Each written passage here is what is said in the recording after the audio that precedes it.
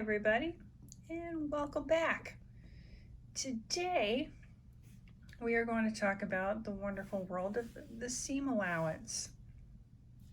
So what the fuck is a seam allowance? Well, basically what it is it's that space here that's between the seam line and the edge of the fabric. Now, why do we need a seam allowance? Well, the reason why is for, at least what I think, is for two reasons. First off, it's the part of the fabric that we allow to get all frayed and jacked up so that the seam doesn't fall apart. And then also, it allows us to be able to have a little bit of wiggle room in our patterns in case we need that a little bit of extra space, because we're all not, some of us got some lumps and bumps in some areas and we need a little extra wiggle room. So that's what it is.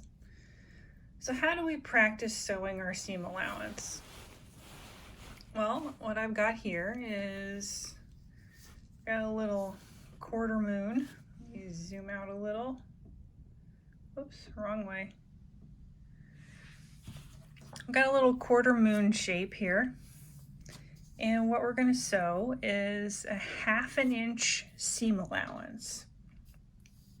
Okay, and if you see I've got some marks here, that's what going to help me turn in the corners and then go along this curve. Okay, so let's go ahead and take this to the sewing machine and sew this bitch up.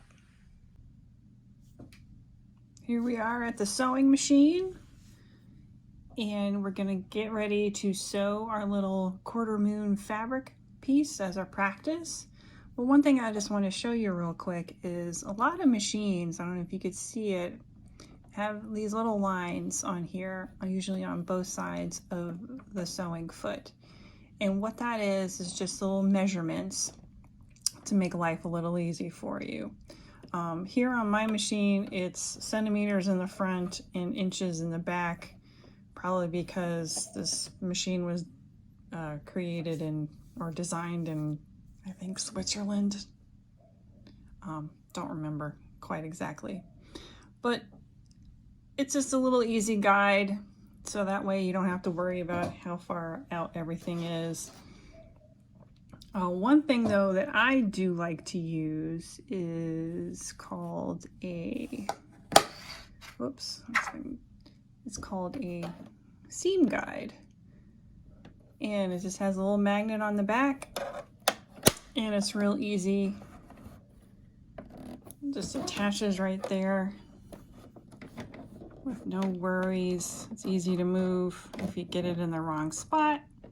You can pick these up on Amazon, but if you don't have the money to swing for that kind of thing, if you got any kind of tape laying around or any masking tape, if you got a Sharpie or something, if you don't mind marking on your machine, go ahead and mark your line down there.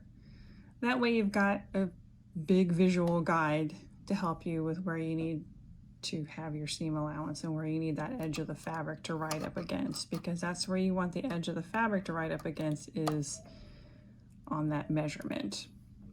So since we're doing a 1/2 inch, I always just like to just double check just to make sure I got stuff in the right spot. So yep, we do.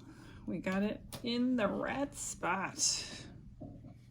Okay. We're gonna put our fabric here, and I'm just gonna just button that up against that seam guide. And I'm trying to do this so I don't knock the crap out of the camera. And here we go. 3, 2, 1, let's go.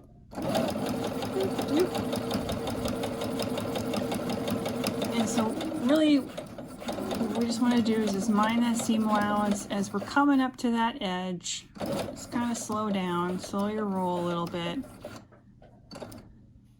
And then let's just double check. I can go one more stitch. And a little too far, so we're just going to hand crank that back. And we do our pivots like we learned last video. And we're just going to go ahead, and straight lines are a little easier than the curves. We're just going to come up to our mark here. And if you got to put marks on your stuff to make it easier for you, there ain't no shame in that. And here we go. We got another pivot. Now here we're going to do our turns. Now the turns we're going to kind of do the same way that we did the curves in the last video, except this time we just want to make sure that we're manipulating it so that that edge of the fabric goes along that measurement. Okay. Curves can be a little tricky.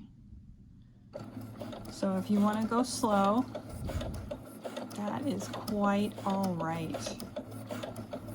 The more practice that you get, the better you'll be able to get your speed up. So we're just going to go along.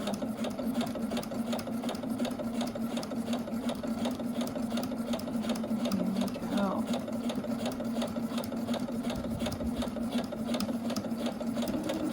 Just go a little faster here, not to make you fall asleep.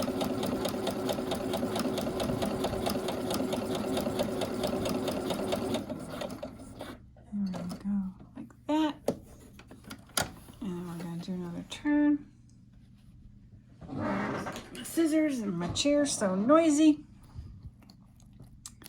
I want to get that little beginner tails of thread out of there. And let's just finish this bad boy up.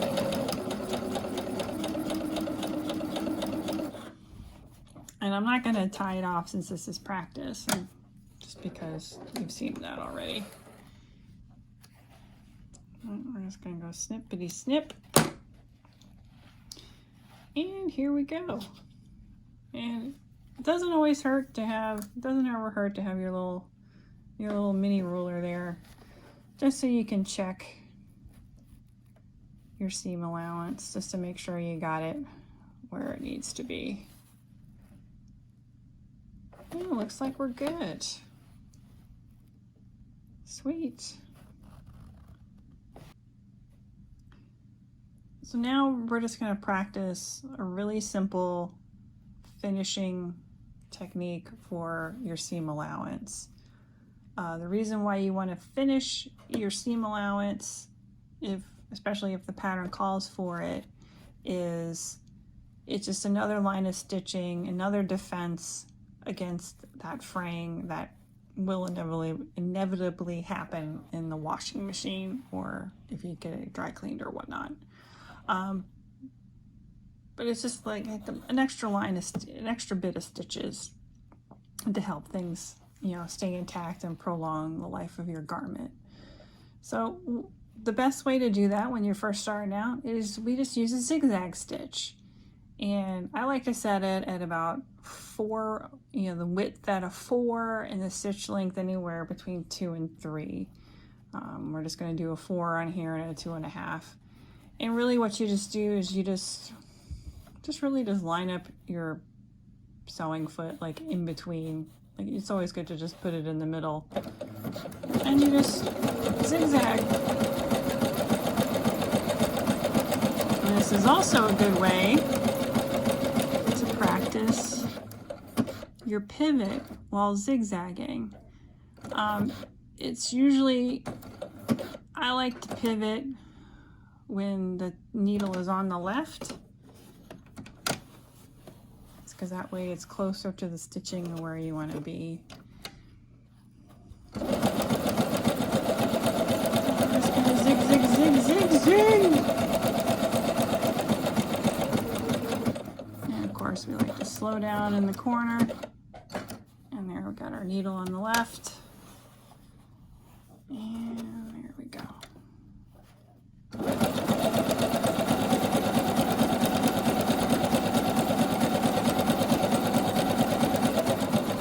And a lot of times sometimes you can just let the the sewing machine is kind of just guide that fabric in there instead of trying to pull it too much on the back. Doot, doot.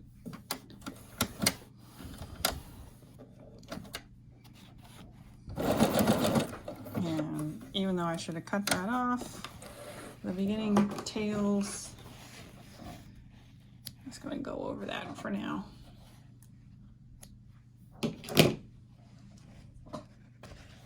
All right.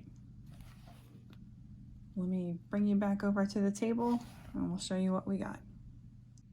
Okay, so here's our little quarter moon piece.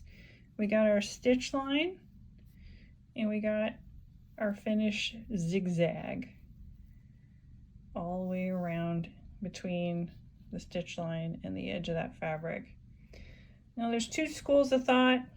You can either trim the fabric up to the edge of that outer edge of that zigzag, or you can leave it. It's really up to you. It's your project. Do what you feel you need to. Now obviously we're not going to be turning this inside out or anything since we've stitched it shut.